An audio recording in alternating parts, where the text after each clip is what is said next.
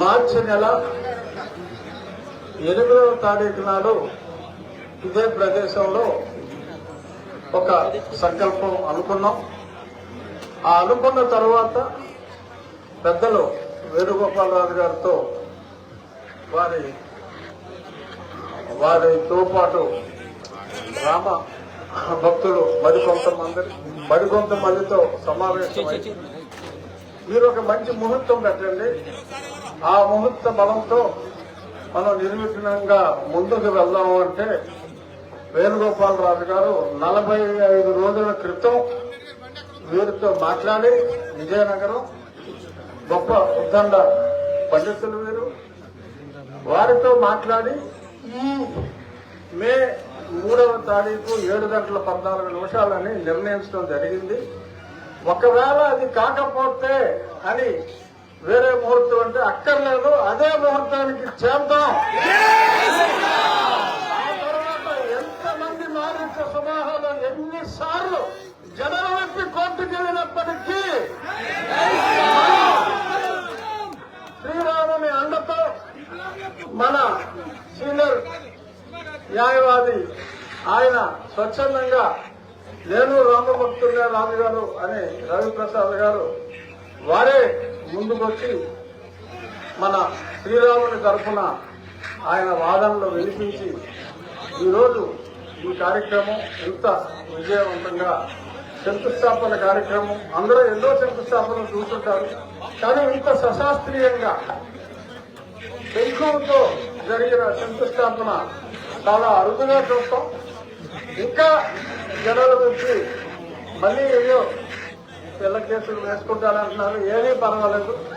మనకి రామని ఆశీర్వాదం ఈ కార్యక్రమం జరుగుతుంది. పెద్దలు ప్రభుత్వ దంపతి శివనాగరెడ్డి గారు ఆయన ఎన్నో దేవాలయాలు ఆయన ఆధ్వర్యంలో నిర్మించారు.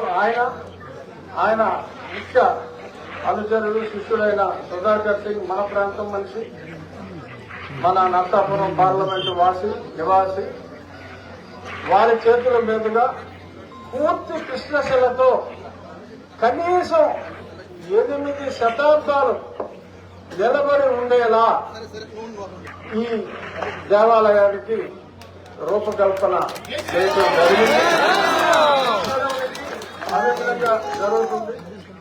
ఈ కార్యక్రమానికి మరి విచ్చేసి ఆశీర్వదించిన మా చిన్నాన్న గారు బాబురాజు గారికి, అలాగే ఎప్పుడు నన్ను వెన్నంటి ప్రోత్సహించే నేను అంటే వయసులో పెద్ద అయినప్పటికీ కూడా అన్నలా భావించే మా కామినేని శ్రీనివాస్ గారికి, ఇంకా ఇక్కడికి విచ్చేసిన అందరికీ ఆకవీళ్ళలో ఎందరో ఉన్నారు, ప్రసాద్ గారు, ఉమా, చెప్పాలంటే పేర్లు గణపతి, సాయి, అలా ఎందరో ఉన్నారు, ఒకళ్ళు ఇద్దరు అని కాదు, అందరికీ కూడా, అలాగే ముఖ్యంగా జిల్లా యంత్రాంగానికి, కలెక్టర్ గారికి, జాయింట్ కలెక్టర్ గారికి, ఆర్డీఓ గారికి, అలాగే పోలీస్ శాఖ అందరికీ,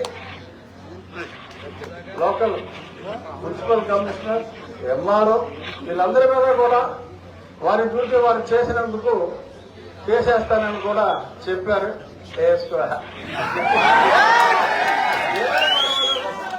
ఏమీ పర్వాలేదు, వారి విద్యుక్త ధర్మం వారు నిర్వహించారు.